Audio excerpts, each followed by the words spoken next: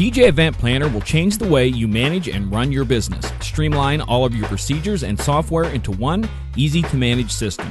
DJ Event Planner, the ultimate online planning tool.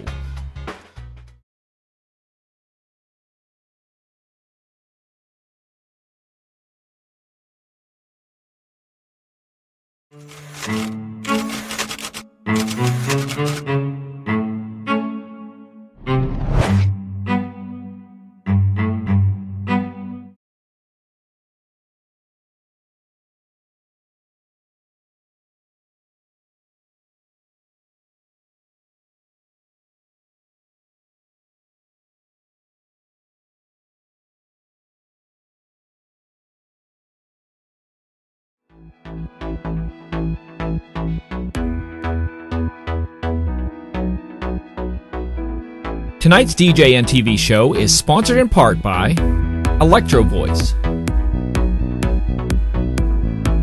DJ Event Planner, ADJ, NLFX Professional,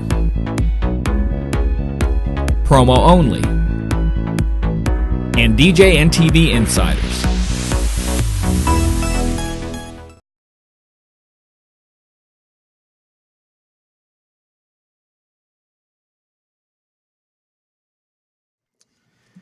And now, ladies and gentlemen, it is time for Running Your DJ Business with Casey and Brian B. Good evening, Brian Bonacisi. Mr. Kokoritz, how are we doing? Good. You know, why do we do that? It's funny because when I watch another duo on this show, they do the same thing, and it's kind of like people already know who we are. So, and the best part is they pull the maid of honor and the best man routine. For those of you who don't know me, I'm blah, blah, blah. It's like, really? Because you accidentally wandered across Disc Jockey News. So it's been a nice little break. Yeah, we were off last week, right? Yeah, we were off. It's been for 4 weeks. I think this is our second time this is our second time in the last 5 weeks we've been on. Wow. Like I said, I feel like a Law and Order SVU episode. So summer hiatus. Yeah, so I don't like it. I like having regular stuff, you know. Sure. So anything new and exciting that you did last weekend? Where were your travels? Anything to report to the kids?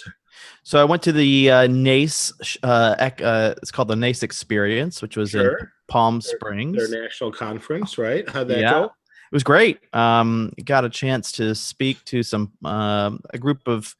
It was kind of across the board, to be honest with you. A lot of different event professionals there, ranging from venues to planners to you name it. So we were talking social media, of course, and just how to network from your couch. And it went really well. It was the first time I've tag teamed on a talk like that, and went well. I thought. I mean, I wish we were at one of the last seminars of the day, so people were getting ready for their gala. So attendance was a little lacking comparable. I think Jody Harris told me that actually. Yeah, that they should have given you guys a better time clock, that time period. Yeah, so she was there. Nate Nelson from Dallas, LaForce was there. So very good. Those two people. Nice. It was hot. It was. It got up to 126 degrees. So. And that was what, San Diego? No, Palm Springs. So it's a little bit northwest, I guess you could say.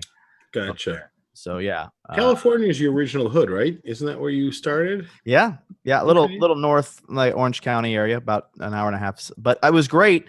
I got a chance to go to LA and after that meet with some planners and book some business, which was always good stuff to have happen. Right, and the guys from Think Tank had their think tank in LA. Yeah. So did you hear anything that happened there? I not really. I mean, I kind of followed along. That whole secret, double secret probation. If anybody's, we're in trouble now just talking about it. Did you watch Mike and Joe last week? I think so. What was their topic? Joe was taunting Mike about. So tell me what happened in a. Yeah. I did hear that. It was very funny. Yeah. And for those of you having no idea what Think Tank is, it's just a private business group where a bunch of guys get together, guys and girls get together. They talk shop, but they do it in a geographically approved area so that you can open up honestly and talk openly. And it's also like a big co-op, so they throw their money in together and they bring in motivational speakers and educational people, things like that. Yeah. I'm waiting for them to cut us a big check. You and I can go in there and show these guys how to do it. What do you say? I think it's great. Let's do it. I agree. So, you going to DJ Expo? I am not, unfortunately. I had to cut something because my August is insane. So I have a wedding for the speechwriter, one of the former speechwriters of President Obama, this Saturday. And now, if his vows suck, whose fault is it? Yeah, exactly. I'm going to make sure that microphone is working, though. That's not the time you want it to fail, clearly. So yeah, that would be bad. Do you think our former president will be in attendance? I don't get the impression that he is. I mean, I haven't had to do any Secret Service, background checks or anything like that. So I'm guessing probably not. But so that's Saturday. Then Sunday, I go for 3 days to a conference where I'm DJing in Pennsylvania. And it's really random. It's going to be one night's a camp night, like they're literally glamping. Okay. I got to provide a soundtrack for that. So that's going to be interesting. My idea of roughing it is Holiday Inn. Right. I don't get it. Mine's turning it down. I don't get the whole camping thing. Do you? I know this has nothing to do with DJ, but it's kind of come up. Yeah. I don't understand the concept of like living pretty much like you're homeless, giving up indoor plumbing, and you can still go to a nice resort and enjoy the beauty and nature and climb and hike. But then you go and you use a toilet and you wash your face and you brush your teeth.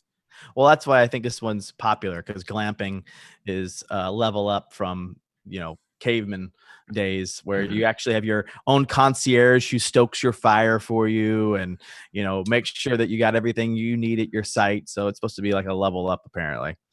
So we'll see. So I'm doing that for a couple days, and then I come back. You're stoking someone's fire? Yeah. Okay. Exactly. Yeah, he'll be here all week, folks. He'll be here all week. Try the veal. Yeah. And then I get back, and then I head off to the Knot. I'm doing a party for them for their workshop in Annapolis, Maryland. Okay. So doing that, then headed to North Carolina and doing Wasn't Wedding Wire just in Maryland as well, or weren't they? They were in DC. Wedding Wire. Yeah. So gotcha. A little bit. And I think the Knot had an event in Detroit. They did. Yeah, I thought I saw that. Our friend Anya, I think, was speaking. Yep. She heads that whole thing up. So anyway, with all that going on, I needed a little window of time, and by the time I got back and ready to do all this, those were my 3 days: Monday, Tuesday, Wednesday, take a break. So are you going? How about that? So that was a long end. I'm about 90% certain I'm going to go. I'm actually going to drive out so that I have the freedom to leave when I so choose to. So my goal is to see some friends, support some people giving seminars, like Big Daddy speaking. Yeah. Mark Bernizen. Who else is speaking? Mike Weeder speaking. No Mike Walter this year. So that he announced that on his little Facebook the other day. His little Facebook. Yep. Well, he did a Facebook Live in the backyard while the dog licked his face and stuff. Yeah. And so that was that. I saw Nick Spinelli is going to speak. You know what? Did you see, though? They gave him a terrible time slot. I think it's just because it's a first timer, and Is that it? But he's got such a great topic. Yeah. And you know what? Maybe he'll be a little bit rough, like you were, like I was, like everybody was. But he's got such a good topic. And if anyone's seen his videos, I think he's a good dude. Yeah. So I'm pumped. Yeah, I do too. I apologize. I'm attempting to find out what's going on. We're apparently not live on Facebook. No, it's just YouTube tonight. So is that it? Yep. So there are all the comments. Yeah. So all right, it's me and William tonight so far, folks. It's gonna be one of those nights. Save it till later kind of night. Got it. All right. Well, then I'll let you say hello to everybody, and I'll just look at a different page on Facebook while we're broadcasting. No, I'm just kidding. Yeah, there you go. Yeah, no, my intention is to go down there, say hello to some manufacturers, help out Drax in the ADJ booth a little bit, and then, like I said, I'm only getting a hotel room for Sunday, Monday, and Tuesday night, and then sometime on Wednesday we'll leave. So Nice. Thursday in that place is a ghost town anyway. So Yeah. the only reason we used to stay was because Spirit Airlines would fly out on Thursday afternoon. They had one flight in and one flight out, and that was it. And they since canceled that, so they don't have it to and from Chicago. So I am also looking forward to seeing I want to go over and see the old Taj and see what Hard Rock Hotel looks like. There you So go. do you remember the big escalators that took you upstairs? Yeah, of course. I saw a picture. They've got a huge guitar hanging from above it. So look pretty cool. I dig the Planet Hollywood Hard Rock in Vegas. Yeah. So that's that. So anyhow, now that everybody is bored, and it's probably why we have one person watching, and Facebook won't even broadcast this. We got Reggie on now. We got Reggie Kemp. Well, there we go. We're up to 2. All right. It's a record. This is like a Mike and Joe show. No, I'm just kidding. Anyhow, so you guys probably saw it. We had a wonderful woman from Yelp at the Marquee show talking about protecting your online reputation. And if you guys didn't see, I went on a holy terror about 2.5 weeks ago because I had a Yelper named Sarah L. completely rip my photography studios. So we went from a 5-star rating down to like a 4 point something, which is just really annoying. And when we saw a negative review, the first thing I did as a conscientious business owner was try to get to the bottom of it.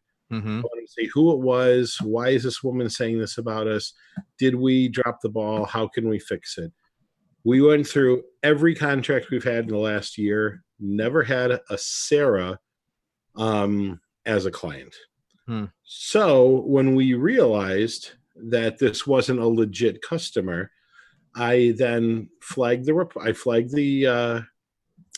review, explained who we were, explained how we did business to Yelp, and then proceeded to explain that we do everything with a service agreement. So if it's not too much trouble, could you please ask them to provide you a copy of the service agreement, and we'll go from there.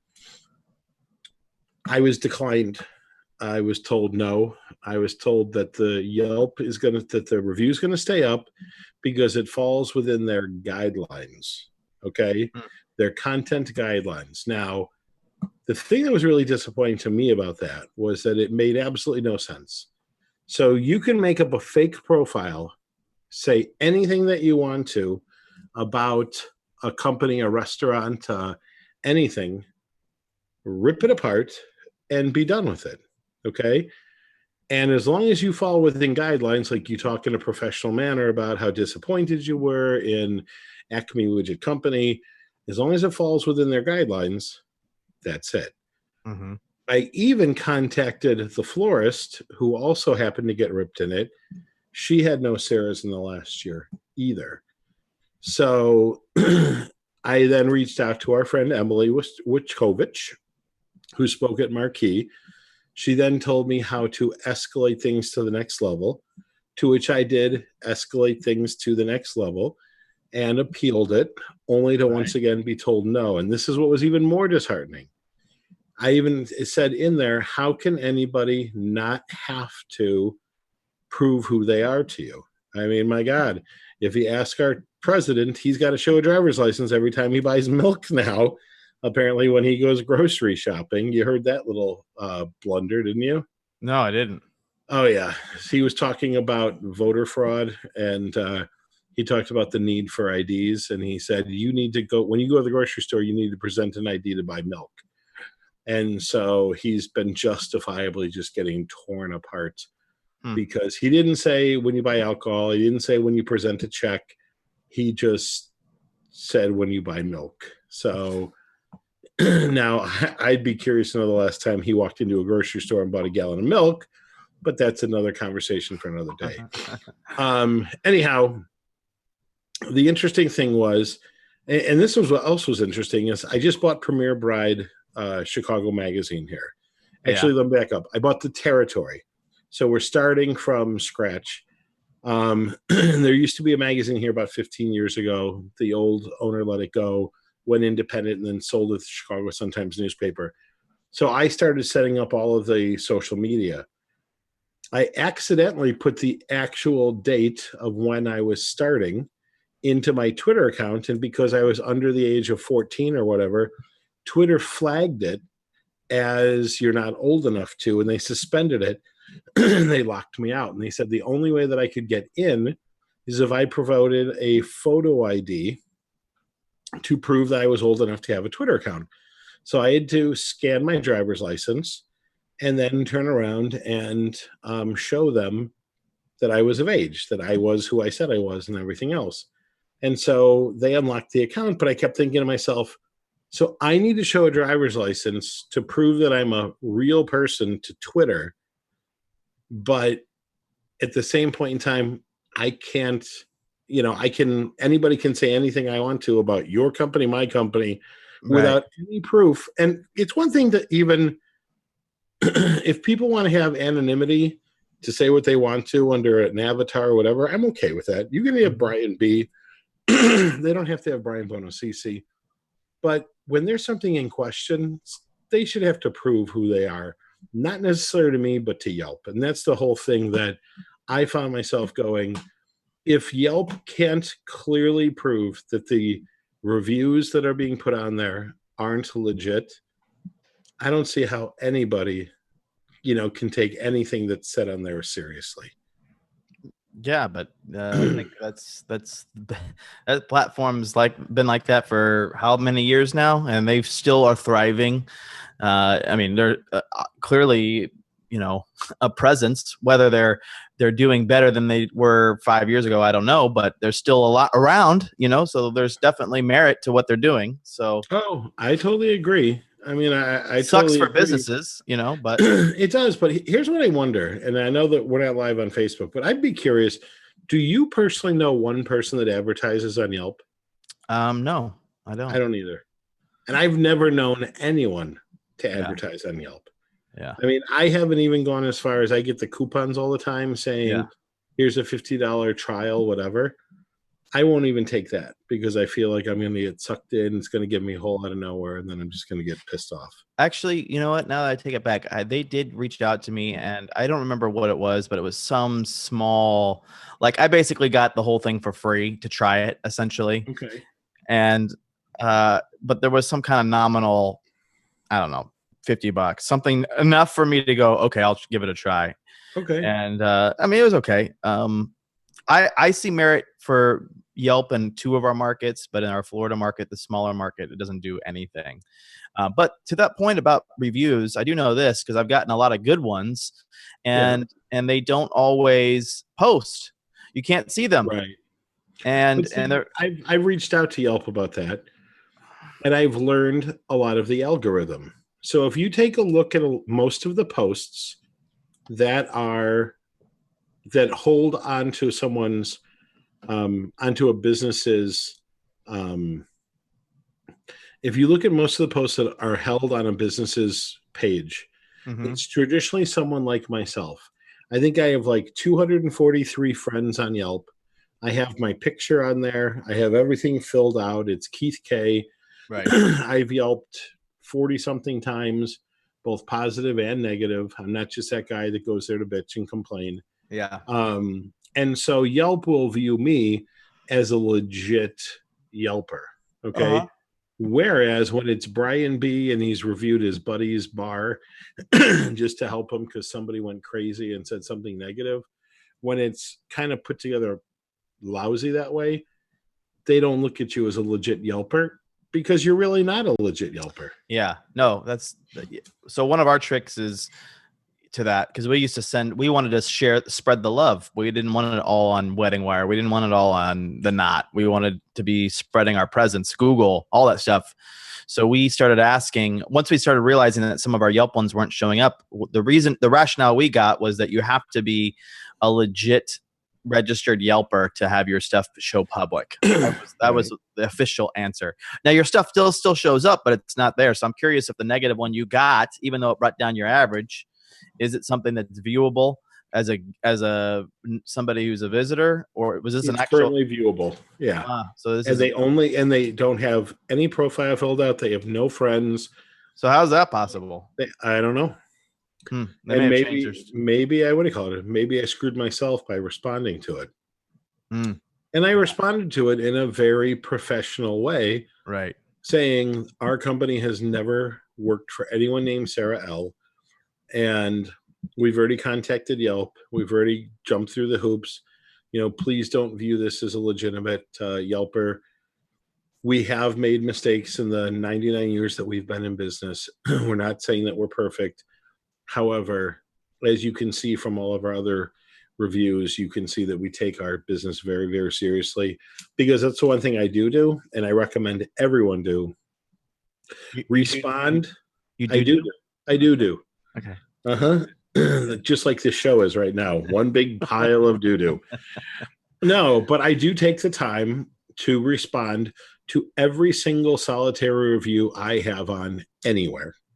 So I respond on The Knot, I respond on Wedding Wire, I respond on Google, I respond on Yelp, I respond on Facebook, every single solid, and I think that makes a big difference. I really do. So if somebody's been kind enough, if we're begging people, and let's face it, we're begging people to go out of their way to write something nice about the job that we did. And let's face it, they've already done something really nice. They've given us their money. They've given us their trust. Now we're asking them to go one step further and go ahead and then spend a half an hour writing us a really great review. And for some people, they have to register on Yelp, and then they're scared they're going to get all kinds of crap from Yelp, in their inboxes and all this other stuff. So, everybody doesn't want to do it. And so as a result of that, we're asking and begging them to do it. And so the reality is that, if they're going to do it, we should at least acknowledge them by saying, thank you for your amazing review. It was so great to work for you. We're so glad your mom chicken danced her feet off, and that's it. It's kind of like saying you're welcome after a thank you, as far as I'm concerned. Your review rocks, Exactly. Yeah. You see that? I worked it in. Okay, there you go. And on that, okay. And that's a perfect example. I have received not one, not two, not three, but 4 really positive reviews. Technically 5, because one was PhDJ's podcast for Marquee, from people that attended, which was wonderful. And so everything was super, super positive. So again, I've already put them into blog posts, and I've already started to share them on my various social media so that people can see it. And I've reached out to everybody to thank them. So, because again, they didn't have to do that, but Joe Bunn had an article to write, and he wrote about this. Jay Sims, Tamara's wife from the Chucky News, wrote about it. Drax wrote about how great the show was. Ray Martinez came out. He wrote a review. And so that's still waiting to be published on the name blog, but he emailed me a copy of it ahead of time, and it's super nice. So very positive stuff. Yeah. So, and we're at 100 tickets sold already for next year for Marquee. So pretty exciting stuff. That's awesome. Mm-hmm. So now with these reviews, what do you do when you do get a negative one? And how do you, what's your strategy? So this one's on there. You're just going to leave it there. And do you have anything else? I'm going to leave it there because I can't fix it. Right. Okay. Right. When I get a negative review, let me back up. This is our company protocol. After every event for DJ, photography, video, photo booth, and floral, we send out a service evaluation that we do literally the minute that the thing is over. Okay. And we do that for our own internal purposes to make sure that they were pleased with our services. In the event that there's a customer service issue, and I just had this 2 weeks ago, there was a situation where the client, of course, went outside, was drinking in their outdoor terrace area, did not hear a bunch of the music being played by the DJ because he was outside smoking cigars, which is totally cool. It's your night to celebrate. The review said, Daryl did an unbelievable job. He was great. We loved everything. We wish you'd have played more of the Mexican requests that we had. So I called up Daryl and I said, you need to send me your playlist still from that. And I said, I need to see it. And he goes, why? I go, because, he said you didn't play it. So sure enough, what happened was we had played like 85% of them. And the only reason we didn't get to the other 15% is because we had other people requesting other songs as well. Mm-hmm. So when all was said and done, we had played 90% of their entire playlist. And what happened was when I emailed the groom back saying, I got your review. I want you to know how seriously we take, you being happy. Just to let you know, here's a list of every song that was played that night. And the songs that I have highlighted are all the ones that are off of your list. And and I said, this is all in order the night of your wedding. So were you outside of the room? Did you go out for a photography shoot, whatever? He responded saying, oh my God, I'm so sorry. I was outside with my boys smoking cigars for probably an hour, and that's must have how I missed it. And he said, I don't want to get Daryl in any trouble. Please tell him how thankful we were. And that was it. But again, had I not done that, and then it would have gone over to a reviewing thing, now I'm arguing with him on a public forum. And to me, that's just not the place to ever do it. Now, in the event that they didn't fill out the evaluation and they went right to it, I would have, again, tracked it down the same way and then said, Brian, obviously reading your review on Yelp or on the Knot or whatever, there was something you weren't happy about. I'm here to figure out, what the miscommunication was or how things went awry. What can I do to make it right? And sometimes people just want to be heard. Sometimes a dinner gift certificate is all it's going to take to make them happy. And that's it. So interesting. So that's it. So I've had two situations in the last year where we had a negative review on one of our locations. And the first, actually I should say the first one was somebody who didn't even hire us, similarly to you, but they did, but they are a real person. They did reach out to us. And I just didn't feel like it was a fit. Like I could just tell this was going to be a trouble bride. And so I politely said, hey, I don't think we're the right fit for your event. I think you'd be better served to have somebody else to DJ your event. And I'm just trying to, gently let go of this bride before she books us. And sure enough, she booked somebody else. She never responds to my email, by the way, when I send this to her, because I tried calling. I would always recommend calling, by the way, but she wouldn't take my calls for whatever reason. So left an email, never responded. The week of her wedding, literally 3 days before the wedding happened, she leaves this scathing review on Wedding Wire and says that we were rude, that she found somebody cheaper anyway, and I'm sorry, no, she didn't say that. She said we found somebody and we actually paid him more money. And I'm like, this is the week of your wedding. I haven't talked to you in 3 months. You never responded to anything, and all of a sudden you are thinking of this. I can't believe this 3 days before the wedding. Right. So I called the planner who was the one who referred me to her.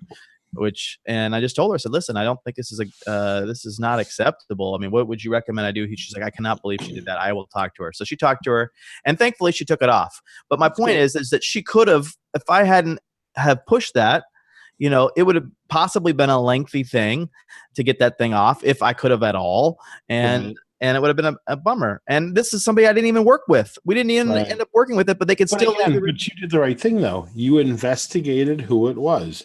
And I think there are too many times that we as small business owners, and I won't even say DJs. I know everyone goes, oh, DJ ego. No, I think when you're a small business owner and you put your blood and sweat and tears into a business 50, 60, 70 hours a week, even if you're DJing part-time, and you're working full time and then you're DJing and balancing kids and that, when you get a negative complaint, I think it's hard not to take it personally. Right. Because you really do believe that you're doing a good job.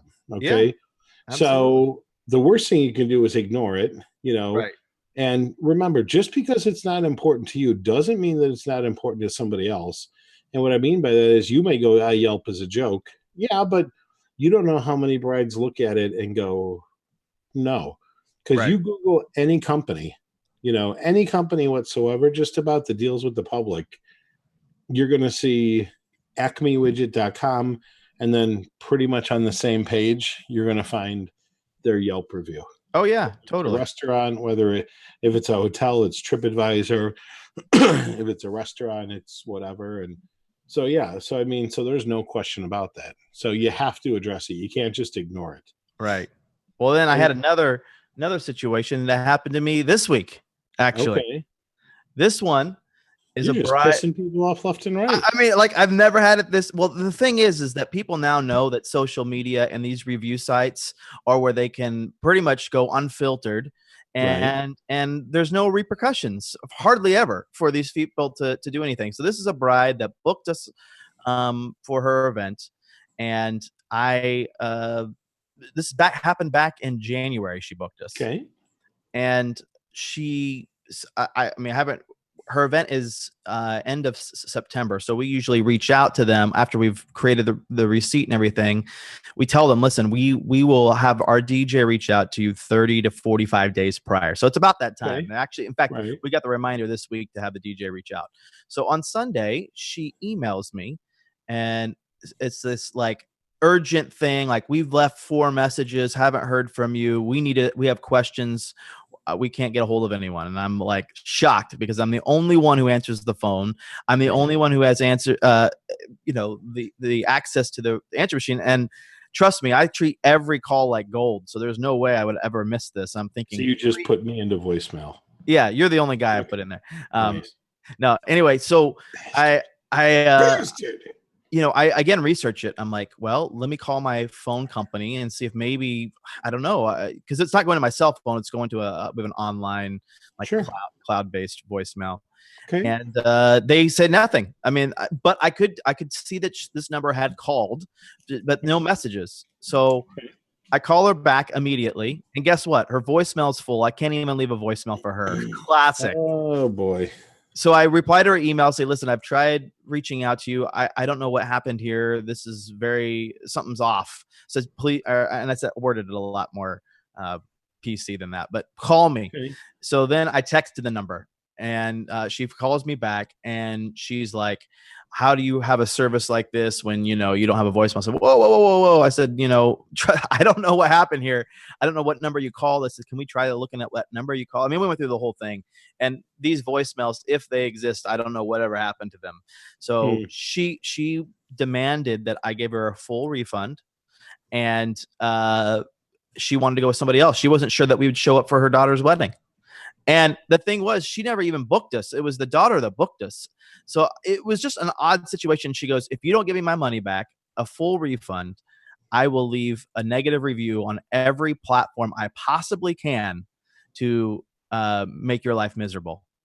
Okay. And I just go, wow, that's what we've gone to now, where clients know that small businesses can be hurt by these reviews, and they are threatening that unless you give full refunds or, whatever the case may be. And so the question then becomes, what recourse do businesses have in these situations if these reviewing sites or these third-party platforms aren't going to thoroughly vet it? I mean, we really don't have any recourse.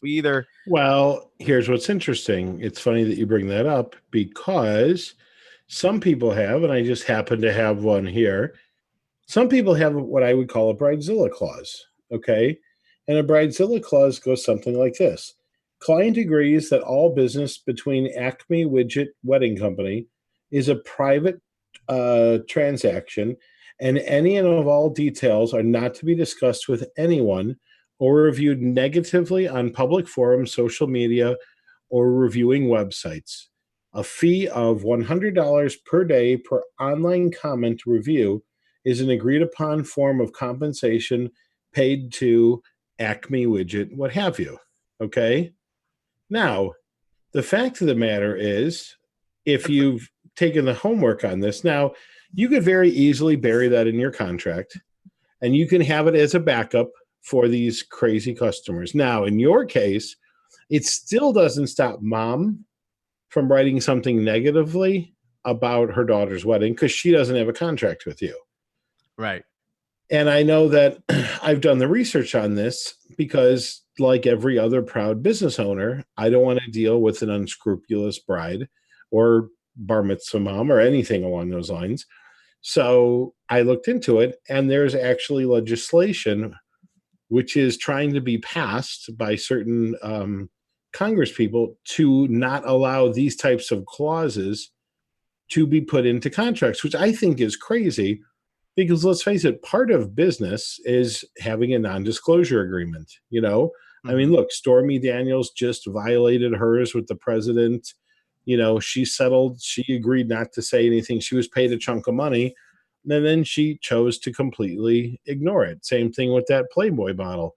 Now, in that case, I have a feeling it's just she looked at what she could be sued for versus what she could possibly be making. Right. And she said, well, if he sues me for the $100,000 that he paid me, I'll make that up stripping in a dozen clubs and, you know, I can go back to porn or whatever. And again, you know, I don't know why she would do that because if you take a look, it appears that her whole life is a mess anyway. Right. But my point is that the type of thing that we as small business owners that deal with contracts have to have in there?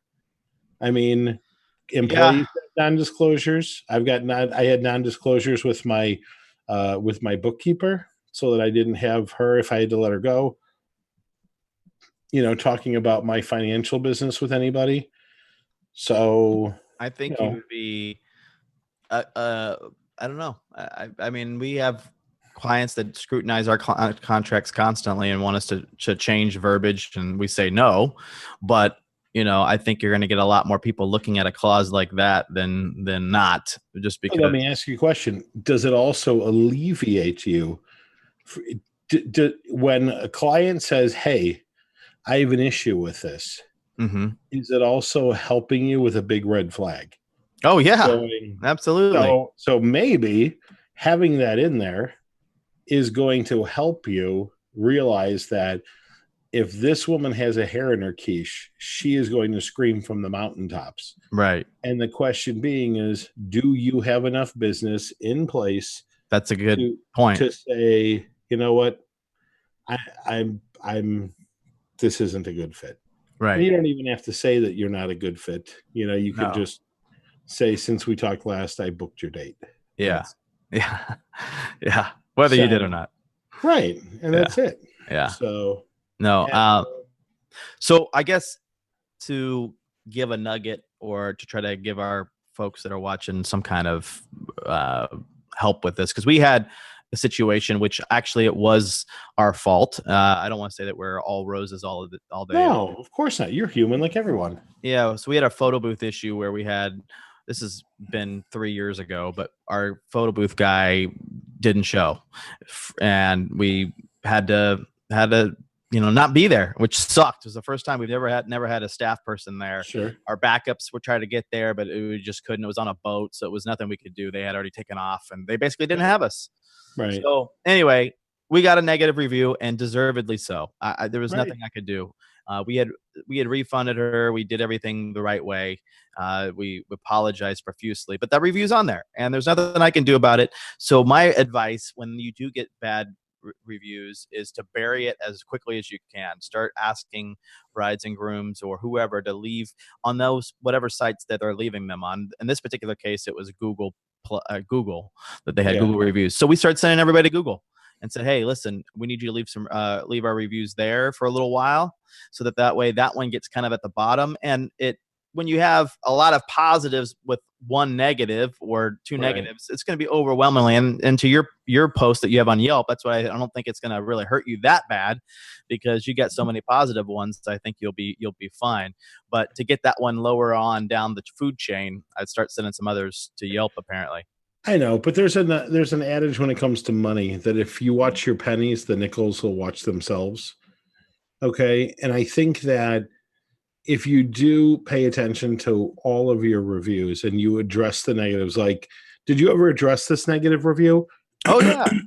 Okay. I put in writing, hey, this was definitely our fault, and we had to fire the employee. So I mean, I didn't put that in there, but I just said, I hey, would. I would say that. I wouldn't say fired, but I'd say that yeah, employee is no longer with our company. we said it that way. Yeah, that's what I Yeah. meant.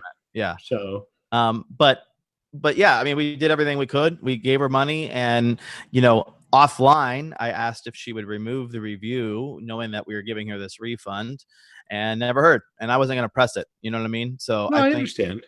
one of those things where you just got to go, well, it is what it is. You And can't poke the bear. and to be honest with you, I think it's actually a good thing, because there are so many companies out there where, I think somebody posted on the Facebook this week, who was it, Thomas Heath, that said, what's the difference between a 5-star review for a company that pays $500 and what's the difference between a 5-star review that someone pays $5,000? And I think the same thing's true. When you see 5 stars all across the board, you think everyone's roses. They're not the same. No, not at all. Actually, I'm going to look it up because I even commented on that. I didn't, because I knew it would generate 5 million replies, and I don't got time for that anymore. So because you're that popular? I'm when Brian speaks, people listen. No. It's just the back and forth. I don't got time. Yeah. But to that point, I just feel like having one negative in there makes you more human. It makes it like, hey, they're not, just. I agree. I also am a big fan, quite frankly, I don't think that reviews that are 3 years old should even be on any website anymore, because we've all been to that restaurant or bar that used to be great when it was owned by a different owner, or it used to be shitty when it was owned by an old, like an old owner or whatever it is. And so, I'll use somebody like Mike Walter or Jason Jani, who I think they both have like 1,000 or 2,000 reviews. God forbid, and they're both quality people, so I don't want to say anything negative this way, but let's say that Jason Jani sold it to one of his guys who's just not nearly as talented or on top of things. If he runs it into the ground, he shouldn't be living off of those reviews. Like, we've all gone to a restaurant that's gone downhill, or a hotel that needs to be totally renovated, or a banquet hall, or what have you, or the chef is no longer at this one venue, and so it's not relevant anymore. And that's why I think like 3 years is about the max. So, well, I think it depends on the industry. But you have to, if you're going to own a website like this, you have to have cold hard rules. So here, there's a huge difference between there's a huge difference. He wrote, there is a huge difference between an $800 5-star review and a $3,000 5-star review. And I disagreed. I said it's only relevant. I said it's that there isn't. I said not unless the reviewer says you were well worth the $3,000 that we spent on you. Okay, and because again, my nephew loves eating at McDonald's. Right. I can't stand it. As a kid, I loved it though. And let's face it, we're conditioned. Like, there's sugar in the buns, there's sugar in the ketchup. You get a Happy Meal, you get toys and stuff. So kids are, they love it. That's what they want. That's their favorite restaurant. They're okay eating Domino's pizza or that horrible New York pizza. And then they try Chicago style pizza and they understand what real pizza should taste like. And that's only if you've never experienced New York pizza. Then when you experience New York pizza and you go, wow, there is a whole nother level of amazing pizza out there, and this is it. We finally got to the creme de la creme of pizza. Finally, the little grease is what it is. Like, here, let's fold it into 70 pieces. So, but with that, I mean, I think I would agree with Thomas to an extent from the business side. He's correct. There isn't a difference. I mean, there is. He said there is a difference. There is a huge, but there isn't. Because again, to the consumer, but to the and business, that's what the reviews are for. Right. That's the whole point. Right. And we'll use, what do you call it? Byron Gunter. running a very successful company, Right. doing the very bare minimum. And then let's use somebody like Jason Jani, who's got, amazing talent and lots of production and everything else. If they both have 500 5-star reviews, they have to do the same thing, right? You would think, but that's the point. There's a big difference. There's a big difference though. But you put the same bride in the same ballroom with one side of the room being Jason Jani's setup and one being Byron Gunter's. There's a huge difference. There is a huge difference between and the experience that someone, if you put a pipe and drape in between and they dance the same thing, you telling me that eventually when the Jason Jani crowd goes over to the other one and experiences Byron Gunter's, that there's not going to be a drop off in at least perceived value there? Absolutely, there's going to be a perceived value. There's definitely going to be a difference. They're going to go, this 5-star is not 5-star anymore. Once they've at the same point in time, there's also going to be a situation where some people are going to be like, listen, I don't care how some people are just never going to see the value in something that's truly amazing. Okay. They're just not, but those are few and far between. Somebody who's that's not true though. Man, you get somebody who's never driven a Mercedes and they get in a Mercedes. You don't tell me they're going to feel a difference if they've been in a Kia all their whole life. Listen, I drove a Ford Explorer for a long time and I drive a Mercedes now. And there is a big difference. Right. Okay? That's my point. I understand that. But at the same point in time, I got to be honest with you. There are certain things that, again, it's still, I'll give you the example is I have a what do you call it? A Vitamix. Okay. It is the greatest blender in the history of blenders. There is nothing better. But I have to tell you, walking out the door of Costco with a $500 blender, every time I look at it, I still look at it and I go, holy shit, that was a $500 blender. That was a $500 blender. Yeah. And again, and I own it, and I'm still questioning the value of whether or not it was a good investment or not. I'm not saying it's not a good investment, or I mean, you shouldn't question it, but the reality is that it's a better blender. I mean, if you put it to one that's $25, it's going to be a better blender. I don't disagree. And here's what was funny. The thing that really sold me on it is I was replacing one of my Ninjas because it was okay, but it wasn't great. Mm-hmm. I was buying a new Ninja to replace it. All right. I had the Ninja in the car. And so when I turned the corner from the frozen fruit section and I saw this guy doing his pitch, I'm like, okay, I just got to watch the pitch. It was the sales guy in me. I had to watch what was going on. Yeah. And he turned around and what sold me was he said, I used to be a competition bodybuilder. He was a big guy. And he said, I used to make smoothies 3 times a day. Okay, makes sense. He goes, I used to buy the cheapest, shittiest blenders in the world. And he goes, and I would go through 3 of them a year. And he goes, I broke down, I spent, he goes, let's face it, he goes, this is an expensive item. He goes, the minute I bought my Vitamix, I never bought another blender ever again. He goes, so you want a reason? He goes, you're going to spend $500 on blenders during the rest of your life. You're either going to do it 5 times at $50 a piece or whatever the math comes out to, or you're going to buy one from me. Period. Done. End of story. That was it. So, and I mean, I'm telling you, you could put nuts and bolts in the thing. It'll grind it up and you can swallow it like a smoothie. It's incredible. Right. We have 2 blenders side by side in our house because one's usually in the dishwasher when the other one's clean.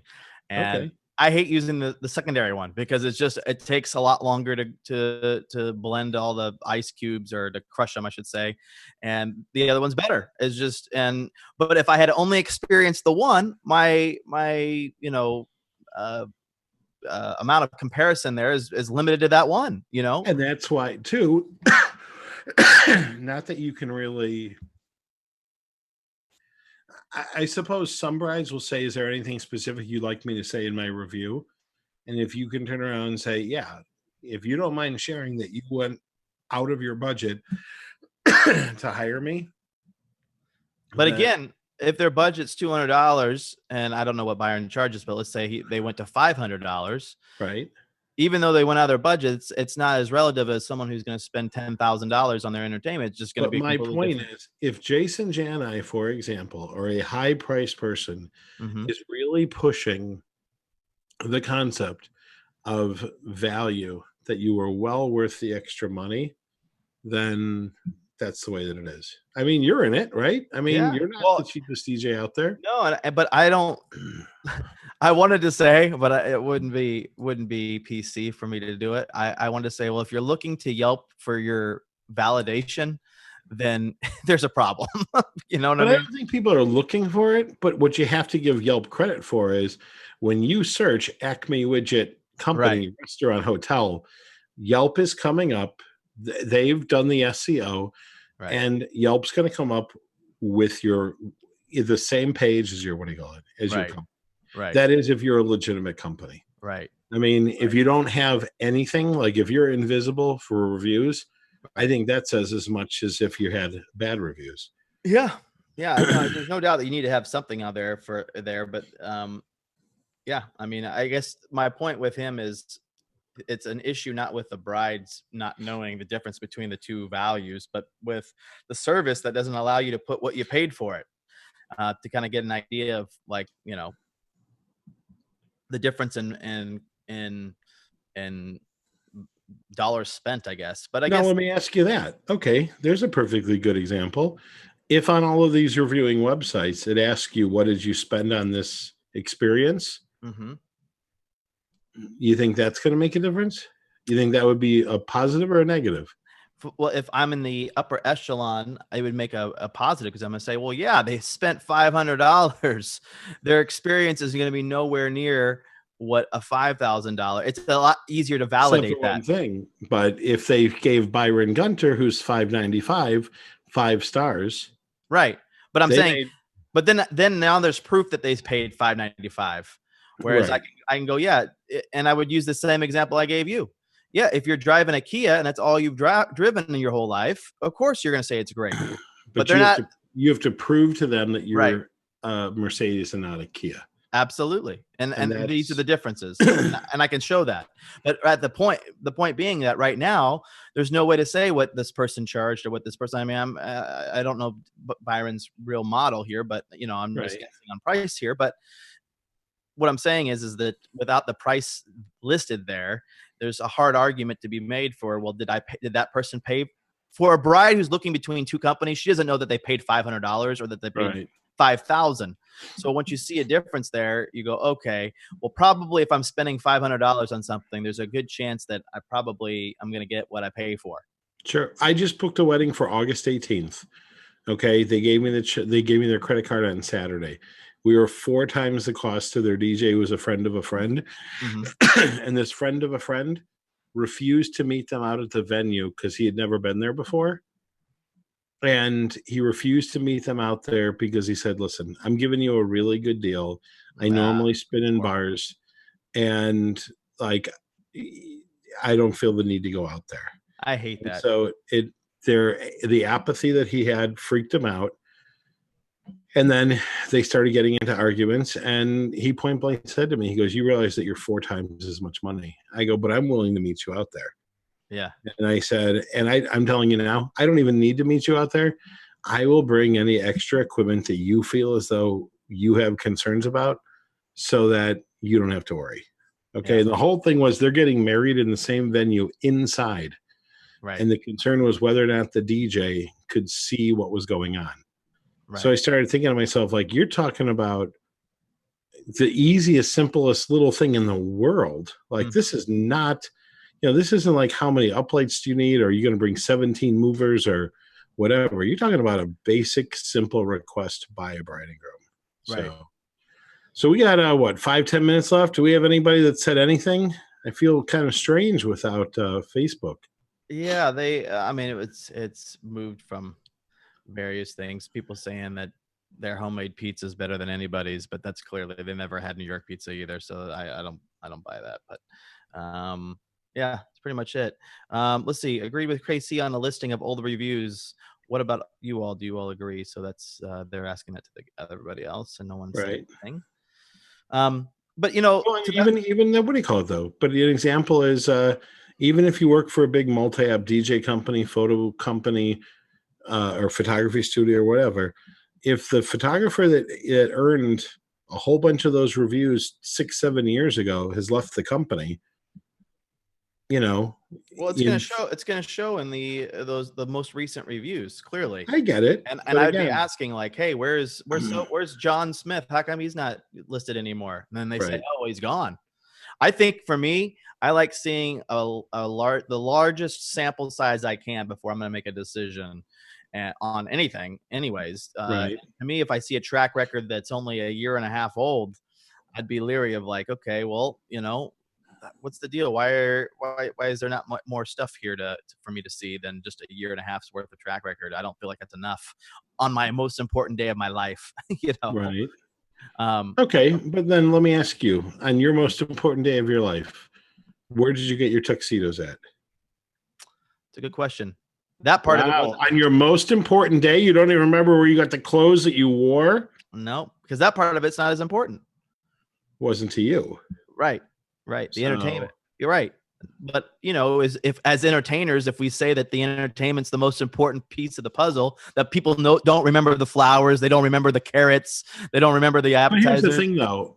It's I used to have a radio show called Bridal Expo Radio, and after about 4 weeks, my producer Jimmy Mack goes, "Okay," he goes, "Dude, one thing I know for certain." He goes, "Everybody you've brought in here thinks that they are the most important part of the day," and he goes, "You all can't be." Right. And I say, that's because the pie is this big. Right. And everybody knows this isn't getting any bigger, so I got to get this much of it. And that's it.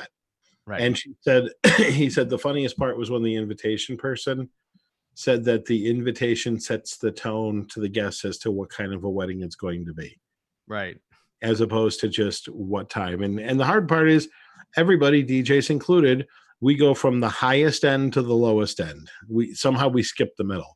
Right. So like invitation people will be like, well, you may as well just do an Evite then. Right. Really? Right. I mean, come on. You're not losing to the bottom. You're losing to the middle. Right. That's really where the competition is. And it's the same thing. I'm so sick of DJs talking about losing to Spotify and losing to an iPod. If that's the case, you never stood a chance anyway. Right. Period. So... Yeah. Same thing like the photographers. And what's funny is we've been doing a lot of follow-up, and I've asked all the people that have not booked our photography studio recently, for our internal marketing reasons, may we ask what studio went with and what your tipping point was and made you choose that studio. Almost everybody that said that it was about price said they would prefer not to give the name of the studio out of respect to the studio. And I thought, wow, that's kind of weird. Interesting. I don't know. I mean, everybody likes a deal, and I don't have anything wrong with you're staying at a Hilton Garden Inn as opposed to a Hilton. Right. It's okay. Right. Unless they're admitting that they've hired the Motel 6 or the Bates Motel of photographers. I don't know. That's a good point. No. But if you can't talk positively about the services that you booked for your wedding, that's a problem. Yeah. Well, I hope that we gave the 2 or 3 people that saw it live some nuggets, and I guess we'll be back next week. Are we back, John? John, we're back, right? Come on back, John. Yep, we've got next week, and then we'll be off the following week because of DJ Expo and where the travels will be. So there he is. Yep. I'm like, wow, he's not even going to show his face this episode. I'm trying to click a button here and just not quick enough. So gotcha. So what do you think? Did we cover it pretty well? The whole concept of reviews? Yeah. Did we miss anything? No, you guys covered quite a bit with that, and there's some neat ideas. I was actually listening to the whole thing while I'm out playing catch with the kids in the backyard. So, gotcha. And they're like, "Daddy, can you change the radio station?" It's like, no, this is my favorite part. What? This is when Casey's going to say something good. It's almost ready. He's almost there. Well, they're actually not. This Mike Walter guy must be really popular. They keep mentioning him. So just I'm writing negative reviews. No, I'm just kidding. So yeah.